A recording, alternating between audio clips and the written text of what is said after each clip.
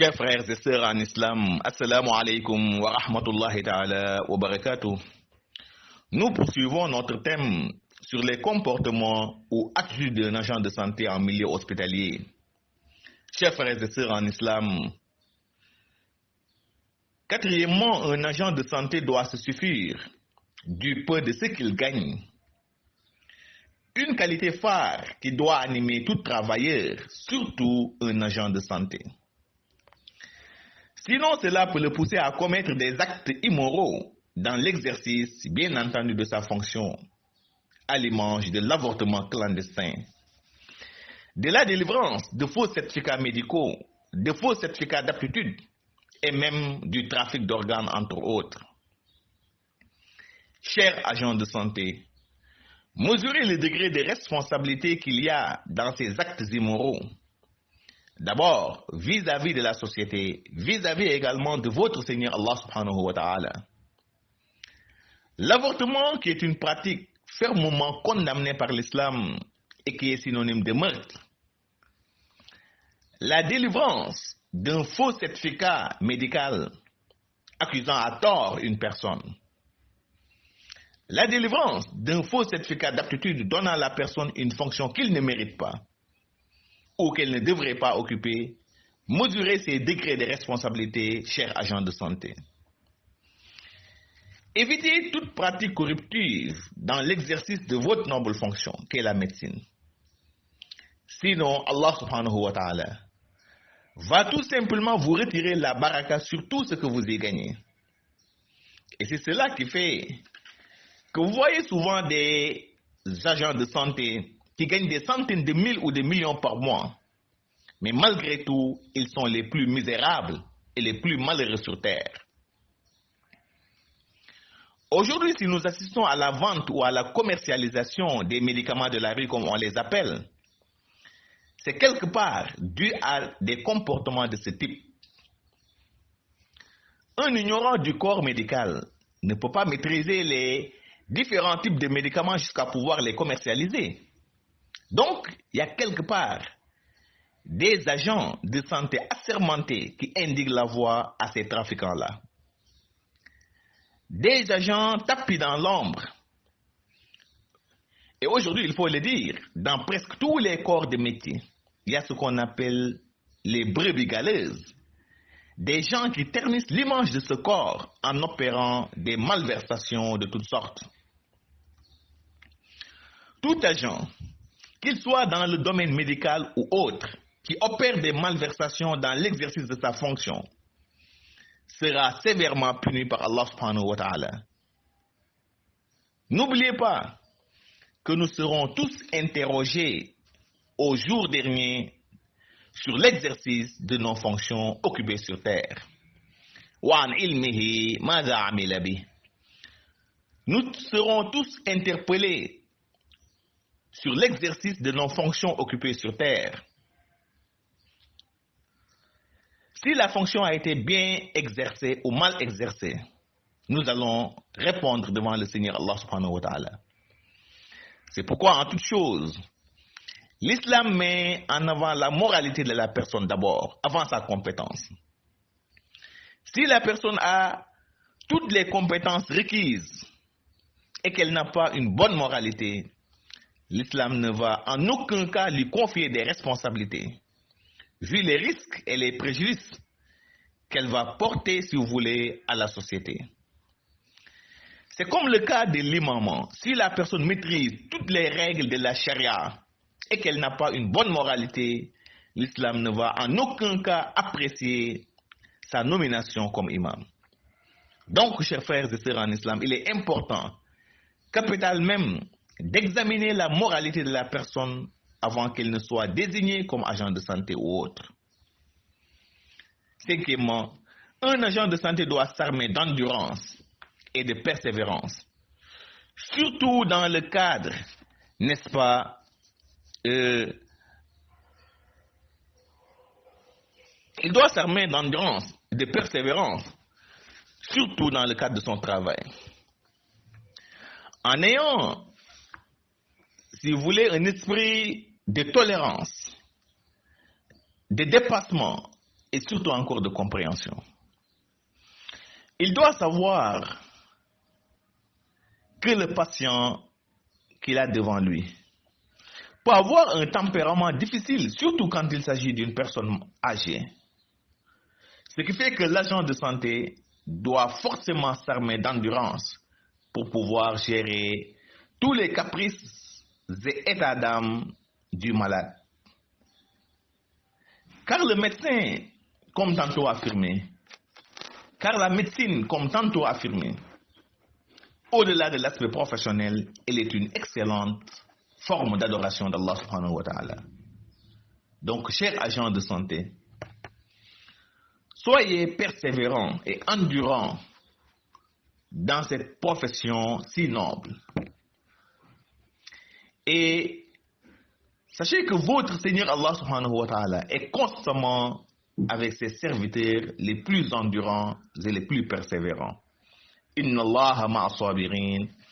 Allah subhanahu wa ta'ala est toujours avec ses serviteurs qui sont endurants. Sixièmement, un agent de santé doit être ouvert, disponible et surtout discipliné pour prétendre à la miséricorde d'Allah subhanahu wa ta'ala. Des comportements ou attitudes qui sont devenus rares dans nos structures sanitaires. Vous savez, l'imam et l'agent de santé, ils doivent être ouverts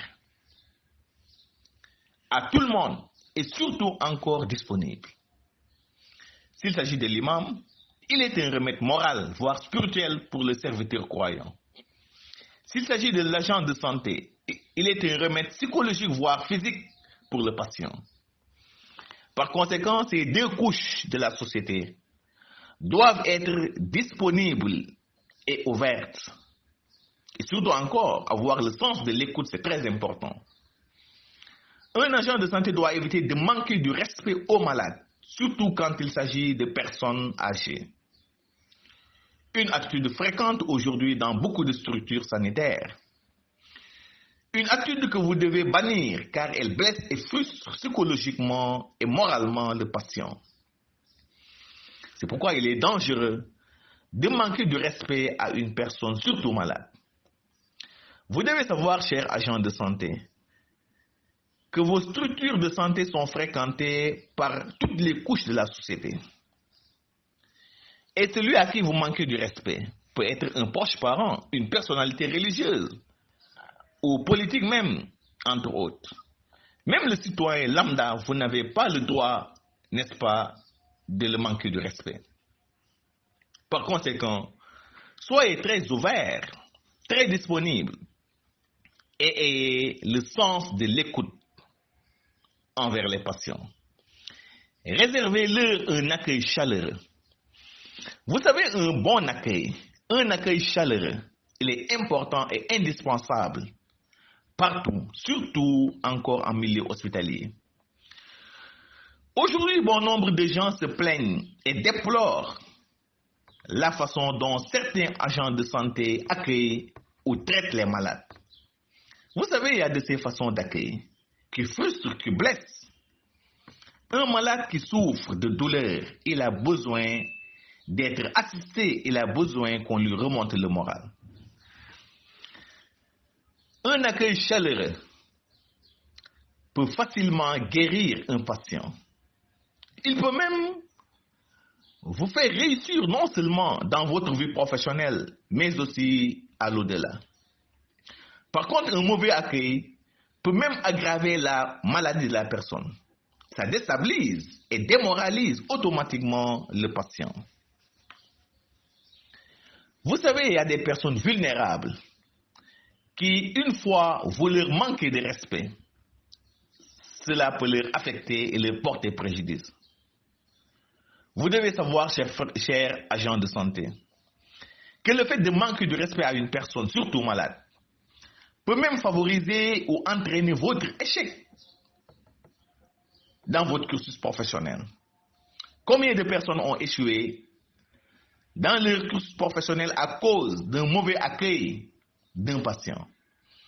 Combien de personnes ont réussi dans leur vie professionnelle rien qu'en réservant un accueil chaleureux aux patients? Donc, chers agents de santé, Faites un effort en ce sens en accueillant chaleureusement, n'est-ce pas, les patients dans vos structures hospitalières. Un agent de santé doit être pratique et rigoureuse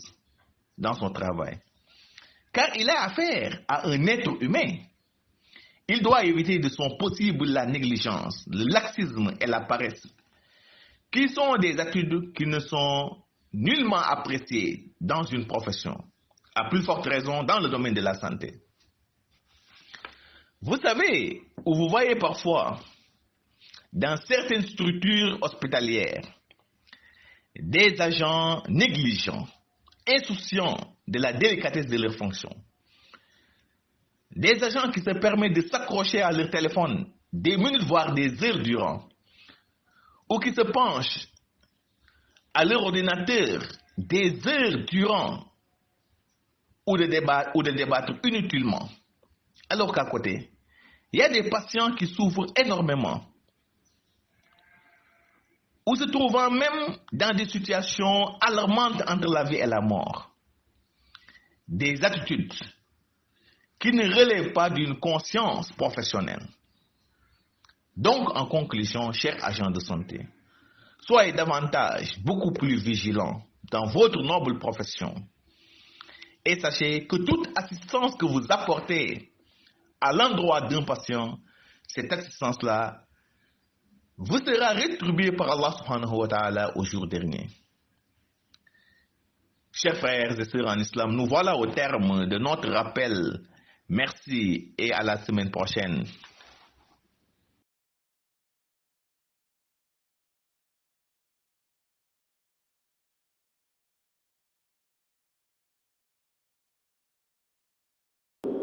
والسلام عليكم ورحمة الله وبركاته.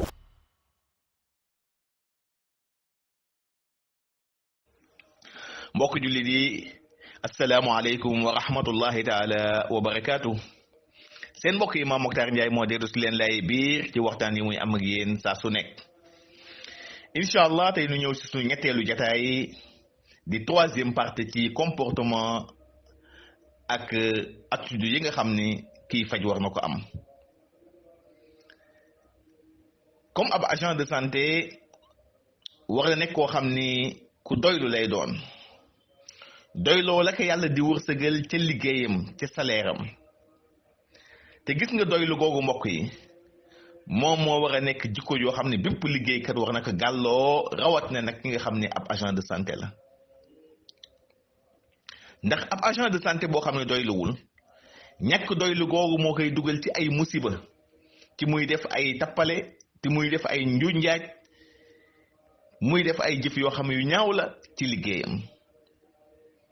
lu mel na avortement clandestin ñàkk doylu mooy yóbboo agent de santé muy def avortement clandestin nu jàpp ko ci mu yàq liggéeyam. waaye itam ñàkk doylu moo tax ba muy def ay di bindel nit certificat médical boo xam ne dara du ci dëgg wala muy bindel nit certificat d'aptitude sax boo xam ne dara du ci dëgg. ñàkkaa doylu mën na yóbbu ab agent de santé ba muy def li nga xam ne mooy trafic d'organe mooy di jël cëru jàmbur sax di ko jaay wala cëru malade. yéen agent de santé yi xool leen degré responsabilité boobu xool leen responsabilité bu rëy boobu ngeen di def ci ki nga xam ne kat doyluwul. xool leen jëf jooju ni mu toll nga xool responsabilité boobu sa digganteeg société bi waaye itam sa digganteeg sa borom tamit. xoola avortement nekk jëf joo xam ne islam daf ko xaraamal lool. islam sax dem ba daana ko di ko assimiler ak faat bakkan. xoola ki nga délivré jox ko certificat médical boo xam ne du dëgg mu accuser nit ba nu jàpp nit kooku tëj ko yàqal ko àddunaam. xoola ki nga délivré jox ko certificat d'aptitude won ka ni kat yow dara jotu la te fekk moom wérul mu dem occupé ci fonction boo xam ne wala nu fal ka ci pal goo xam ni wax dëgg yàlla dara tegu ji ci dëgg. xool leen responsabilité yooyu nga xam ne yéen a ngi koy def te loolu yëpp li ko yóbboo ab agent de santé yëpp mooy ñàkk a doylu. kon yéen agent de santé yi maa ngi leen di ñaax ngeen moytu lépp loo xam ne pratique corruptive la jëm ci wàllu nger ci seen liggéey jëm ci wàllu tappale jëm ci wàllu malversation loolu bépp agent de santé buy def njuuj njaaj ci liggéeyam ak façon tappale bu mu mën a doon na xam ne de liggéey ba muy def dara du ca barke lépp lu muy gañe yàlla dafay rocc ci barke ba ca nekk te loolu mooy tax léeg-léeg ndeysaan ngeen di gis ab agent de santé boo xam ne mi ngi gañe ay millions par mois waaye boo ko gisee rek da nga koy yërëm ndeysaan tey bu nu demee tey bay wax ay médicaments de la rue mooy garab yi ñuy jaay ci mbedd mi dara waralu ko rek lu dul ay ab agent de santé yoo xam ni ñàkk doylu ak njubadi moo leen ci dugal ndax ki nga xam ni xamul wàllu garab un ignorant xamul dara ci corps médical kooku mënul commercialiser ay garab kooku mënul xam secret métier ma daf lay leer ni kooku am na ab agent de santé bu làqu ca gannaawam daana ko di leen won yoon wa te loolu yépp li ko waral mooy ñàkk a doylu te tey boo xoolee ci àdduna bi bépp métier moo gis rek am na ñu fa nekk di yàq métier moomu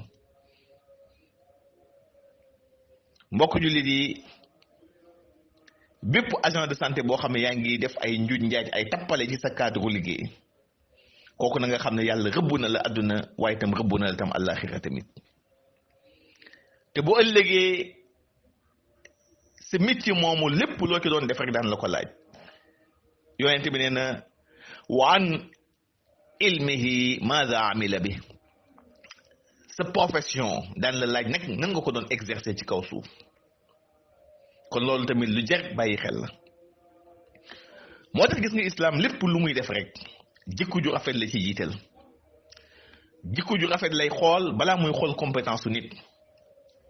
ndax nit ki mën nga am compétence waaye si jikko du baax sa moralité dara du ca baax te boobaa musiba la ci société bi moo tax islam loo mën sa métier te sa jikko rafetul sa moralité baaxul am na responsabilité yoo xam du la ko mos a confier du la ko mos a jox nga koy def moo tax mbokk yi jar na tey di saytu bu baax jikko doomu aadama bi balaa nu koy fal wala di ko jox wala di ko désigner mu nekk ab agent de santé mbokk ju lii ab agent de santé war na nekk koo xam ne ku mën a muñ la ku mën a dékku lu bëri ku yaatu dënn ku tolérant am esprit de dépassement parce que da nga war a xam ni kat ki nga amal affaire kooku ab malade la te malade ku nekk xam na ne wax dëgg yàlla dafay naq di deret kon kooku fokk nga am noomel pour mën ko dimbale mu génn ci situation boobu kon nag muñ bëgg nañ ko ci lépp rawat na nag ci ab agent de santé faw nga muñ am esprit de dépassement ndax ki nga nekkal tiim ko malade dafa nekk koo xam ne wax dëgg yàlla situation bi mu nekk faw mu naq di deret yow nag yaa war am esprit de compréhension mën ko jàppale mën ko dimbale waaye ab agent de santé mbokk yi war na nekk koo xam ne tamit ku ubbeeku la ci ñëpp waaye itam ku am yar ku am teggin tamit tey muy comportement yoo xam ne wax dëgg yàlla yu tumranke la rawat na ci génération bu ndaw bi tey agent de santé yu ndaw yi te loolu dafa am solo nga ne koo xam ne ku yaatu nga ku ubbeeku nga ku am yar nga ku am teggin nga ndax gis nga kii di imam ak agent de santé imam ak agent de santé ñii ñaar faw nu nekk ñoo xam ne ñu yaatu lañu doon ñu ubbeeku lañu ci ñëpp ndax bu dee imam daanaka remettre la sur le plan moral sur le plan spirituel ki am ay jafe-jafe àdduna kooku ci imam la mën a ñëw imam dalal ko waaye ki nga xam ne tey ab agent de santé la kooku remède psychologique la ak physique tey boo amee lu lay metti wala tey nga am ay jàngoro tey kooku ci médecin bi nga mën a ñëw mu faj la kon médecin ak imam dañoo nekk ñoo xam ne ci société bi tey ñu war disponible la ñuy doon ñu war yaatu lañu am tam sens de l'écoute ñuy mën a dégglu doomu aadama yi ab agent de santé mbokk yi war na moytu di manquer respect malade loolu surtout nag rawat na nag koo xam ne nag wax dëgg yàlla mag la sa moroom mu bàyyi la nga xëy ñàkkee respect te muy jikko joo xam ne tey dafa bare tey ci structure sanitaire yi li leen gis malade ñëw ndeysaan nu toroxal ko ñàkkal ko kersa goo xam ne malade ba ndeysaan dee sax moo koy gënal dund. kon nag yéen agent de santé yi maa ngi leen di ñaar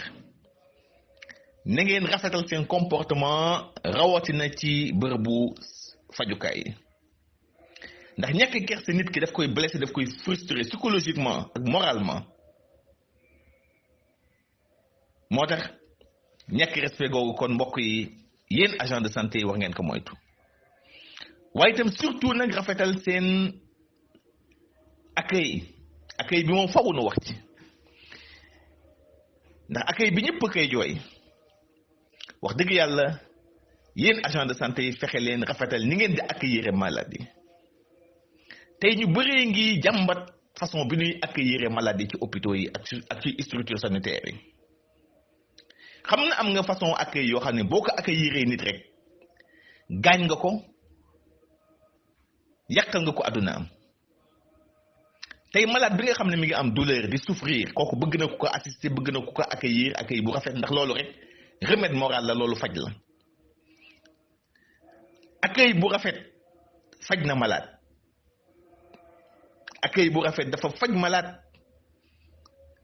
te yow mi nga xam ne yaay agent de santé bi accueil bu rafet rek mën a tax nga réussir sa àdduna waaye itam réussir sa àllaaxira tamit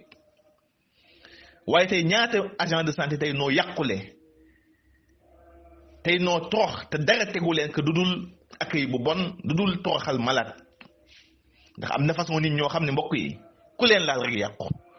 te hôpital ak structure sanitaire yi ku nekk fay ñëw moo tax yow agent de santé maa ngi lay ñaax na nga rafetal ci ñëpp képp ku ñëw na nga fexe sa kémta lay kàttan rafetal ci moom rawatina ci accueil bi moytu di toroxal malade moo tax accueil bu rafet rek faj na malade waaye accueil bu ñaaw daana ko lor na malade kon li ma leen di ñaax mooy yéen agent de santé yi na ngeen fexe rafetal seen kémta lay kàttan ci seen liggéey bi ngeen di def tey ñaata nit noo échoué seen dund gi yàqule sur le plan professionnel te dara tegu leen ko dul accueil bu ñaaw lu dul toroxal malade tey ñaata agent de santé tey nooy réussir seen dund gi réussir ci seen cadre liggéey te dara tegu leen ko lu dul rafetal jëmale ci malade lu dul yaatu lu dul am ak def accueil bu rafet ci malade yi kon nag maa ngi leen di ñaax métier mii nga xam ne mooy médecine di wàllu faj na ngeen ci góorgóorlu bu baax ndax wax naa ko de te commencement ba jaamu yàlla bu rëy la lépp lu ci waay def ci njekk yàlla na la ko fay waaye itam lépp lu ci waay def ci safaan yàlla na la ko fay fii ci àdduna toroxal la ci àdduna toroxal la tam ci àllaaxira kon may jéggalu ñëpp ci kàddu yi wax dëgg yàlla di leen féliciter yéen agent de santé yëpp nag médecins yi infirmiers yi ambulanciers yi képp koo xam ne yaa ngi yëngatu ci santé ñoo ngi lay ñaanal yàlla yal na yàlla defal la ndam ci métier mi nga nekk yal na yàlla fay la ci àdduna ak ci àllaaxira yàlla jàppale leen ci zahir ak ci baatin assalaamu aleykum wa rahmatullahi taala wa barakaatu. wa assalaamu aleykum wa rahmatullahi wal barakatuh.